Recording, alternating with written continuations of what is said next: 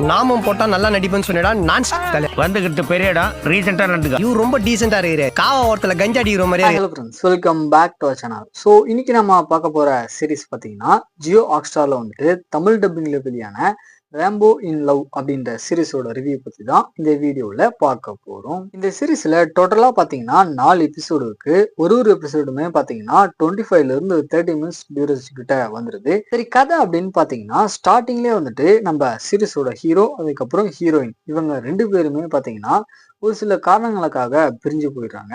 So இந்த சம்பவம் நடந்து 3 வருஷத்துக்கு அப்புறம் நம்ம சீரிஸோட ஹீரோ பார்த்தீங்கன்னா சுரா அப்படின்னு சொல்லக்கூடிய ஒரு ஸ்டார்ட் அப் கம்பெனியை பார்த்தீங்கன்னா நடத்திட்டு இருக்காரு. ஸோ இவருடைய கம்பெனியில இன்வெஸ்ட் பண்றதுக்காக ஃபாரின்ல இருந்து ஒரு கம்பெனி பார்த்தீங்கன்னா விசிட் பண்ணி எல்லாமே வந்துட்டு ஓகே ஆயிடுது.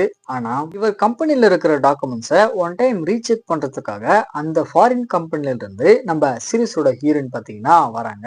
ஸோ இதுக்கப்புறம் நடக்கக்கூடிய சம்பவங்கள் தான் இந்த சீரிஸோட கதைக்களமா பார்த்தீங்கன்னா இருக்கு. ஷார்ட் அண்ட் ஸ்வீட்டா சொல்லணும் அப்படின்னா இந்த சீரிஸ் பார்த்தீங்கன்னா புதுசா எந்த ஒரு விஷயமுமே இல்லாத ஒரு டீசென்ட்டான சீரிஸா வந்திருக்கு அப்படின்றது தான் உண்மை. சரி, ஸ்டோரியாச்சும் புதுசா இருக்கும் அப்படின்னு பார்த்தீங்கன்னா அதுவுமே புதுசா இருக்காது.